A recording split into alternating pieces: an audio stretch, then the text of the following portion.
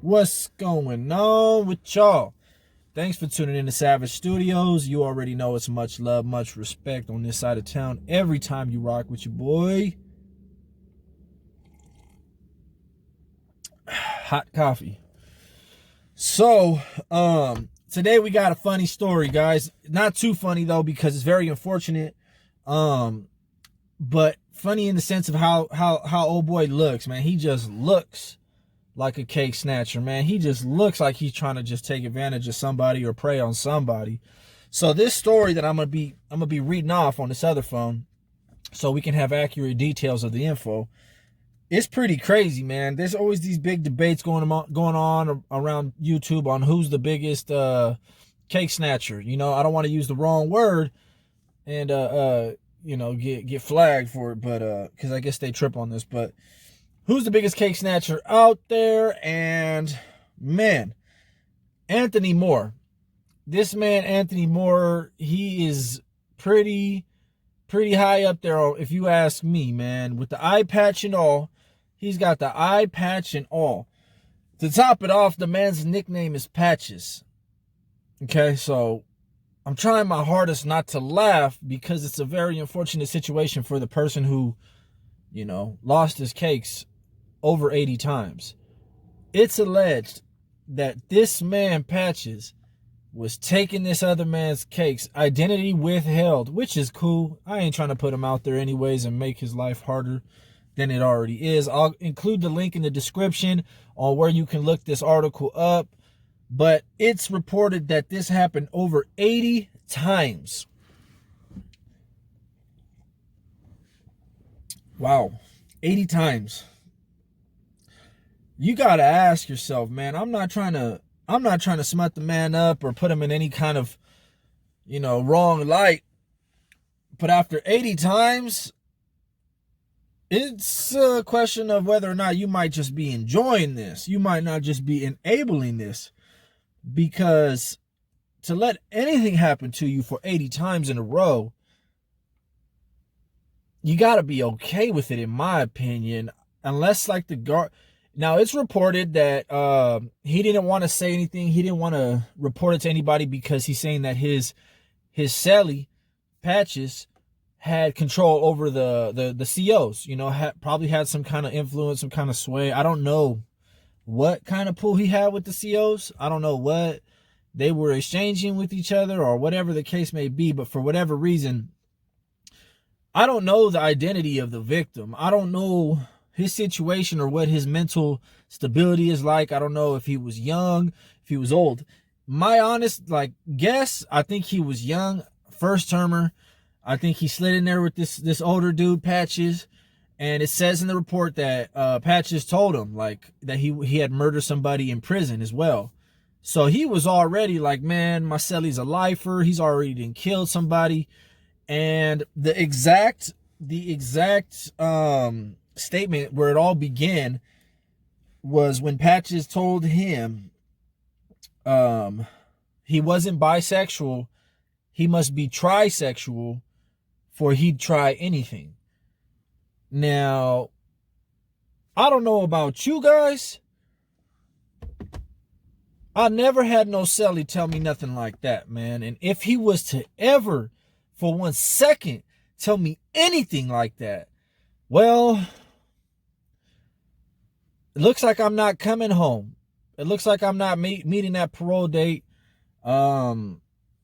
I'm sorry to my family. That's why I always say I'm very fortunate that I never had to get thrown in the cell with somebody of that kind of nature. Somebody where my hand would be forced. But anyways, so the man says, you ain't bisexual, you must be trisexual, because you'll try anything.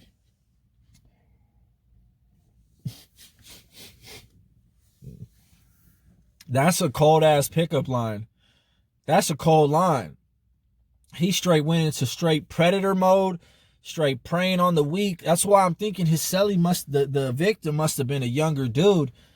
Because in order to even let someone talk to you like that, you either, one, gotta be a bitch, or two, just gotta be a young-minded individual who is a bitch.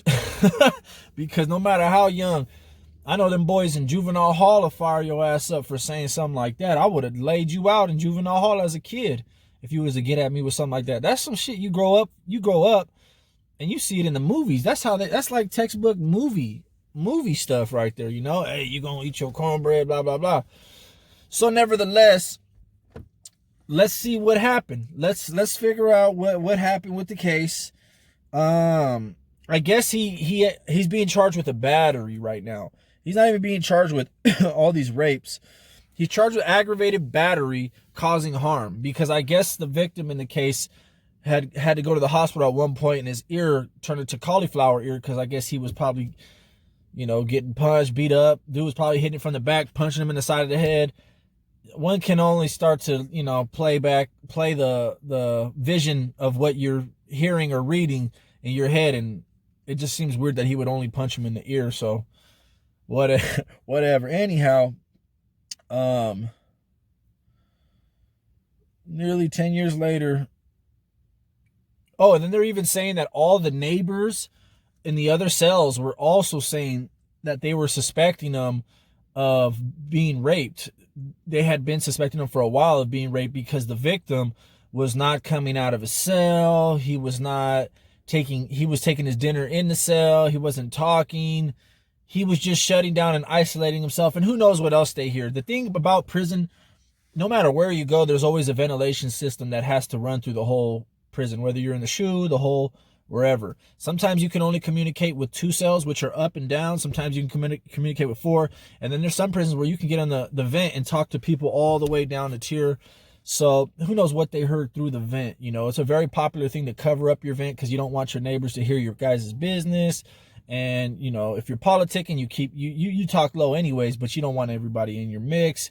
And if you're taking somebody's cakes, I'm pretty sure you're going to cover up your vent too, right? Well, this guy Patches was just a cold-hearted, cake-snatching, bad mama jamma, I guess, because he came in with an eye patch, one eye, and he straight called him a trisexual. That's a cold line right there. So I scroll to the bottom of this, and everyone around him actually saw bruises on his body too. You know, everyone around him saw that, you know, he had physical signs that he was being beat up and raped. But, you know, in the pen, you don't run your mouth. You don't say nothing. That's not your business. I remember being in Wasco reception.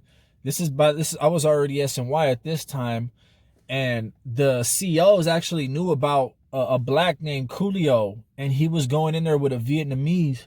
The Vietnamese dude lived all the way in the other side of the tier. So when I was only there for a little while, so I caught the chain and I bounced in this certain block.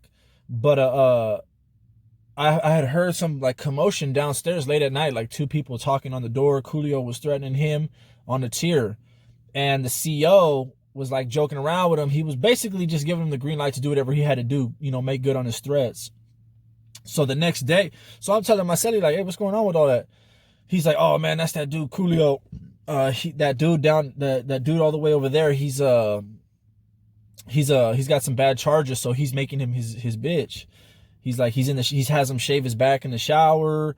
So the very next day, sure as hell, he goes, they're in the shower. He's shaving his back up there in the shower, and everyone's just clowning. But, you know, he would go in the cell and he would rape him. He would take his butt, or he would give it up. I don't know, whatever the case. And when canteen came, he would give up his whole canteen bag. Now, mind you, this block was not any STG block. This was actually a block full of a mix of a gumbo pot of people who, some were good, some couldn't be in the 2-5er block, the Northern Rider block, some couldn't, and a lot of them had bad paperwork. So when they sent me to that block, it's because I had already got in. I don't know if you guys remember when I said I got jumped by 7 of my own homies. Well, after I got jumped by them, they sent me to this block. They didn't send me back to the same block. So that's where I had to park it for a little while. But I didn't go. One thing you learn is you don't go around doing nothing. You don't go around asking for shit, trying to check people's paperwork. when you're just by yourself, especially where I was at. I was just trying to get back to state prison because I was in reception. Once I got to state prison, then we can resume normal program.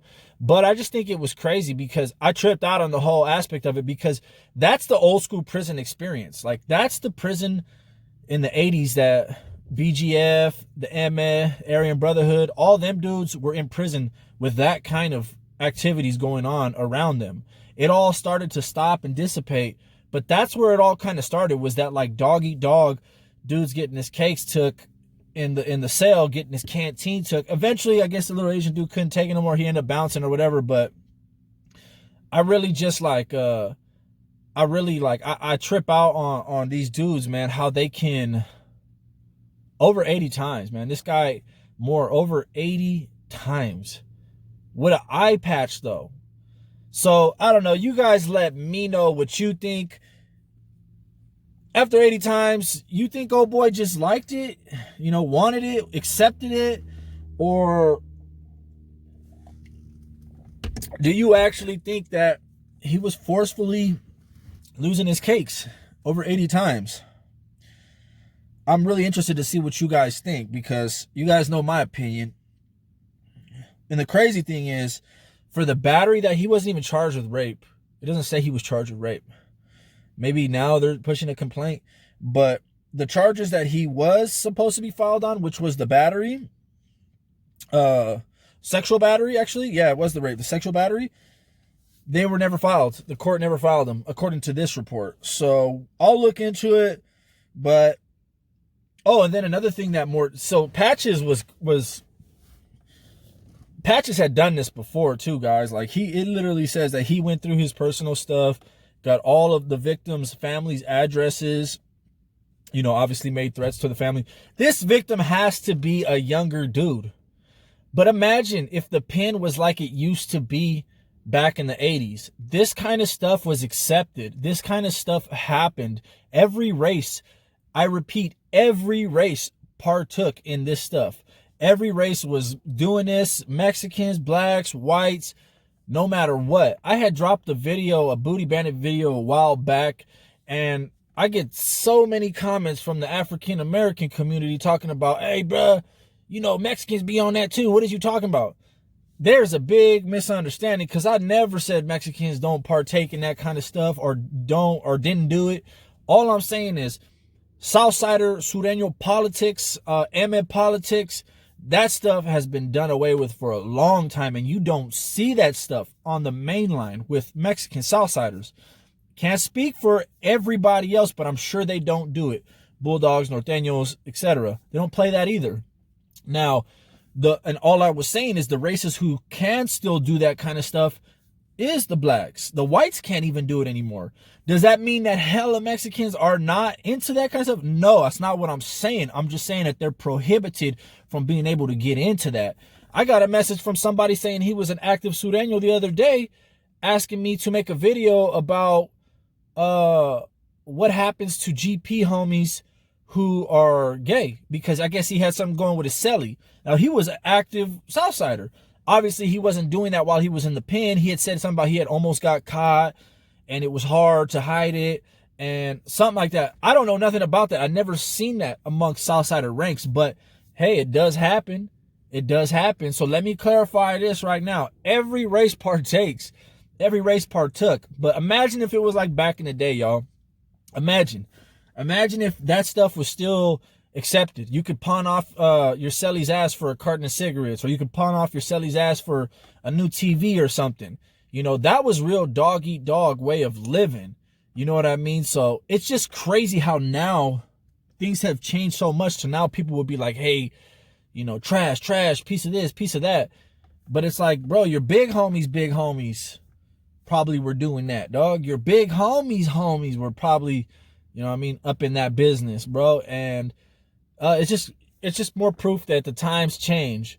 But I just wanted to share this story with you guys because although it's very unfortunate for the victim, I'm not totally convinced that he was forcefully losing his stuff over 80 times. I don't know if you do the math. I don't know how many times he does it a day, but let's say he did it 3 times a day, 80 divided by 3. You do the math and you see how many times he was, you know, getting in. It just doesn't seem like it was forcefully every time. Maybe there was a little acceptance on the victim's behalf. But nonetheless, guys, it's very unfortunate.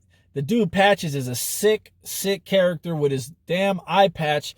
All he needs is a parrot and a pirate hat, and he can come at you and say, "Where's the booty?" You know what I mean? So until next time, I hope you guys like this video. Smash that like button. Look, we need to run these subscribers up, man. We at 30,000, almost 31,000 subscribers. So make sure if you haven't subscribed, you do subscribe. Smash that bell notification so you can be notified when other videos are dropping as well. Hit that like button, man, because the more likes, I guess the more this is generated, the more it's going through the feed, recommended, blah, blah, blah. Much love to the whole Savage Nation. Much love to the haters. Much love to everybody, man, to everybody. It's so much room. We could all have a YouTube channel in here, but hope you guys like the story. Until the next time, doses.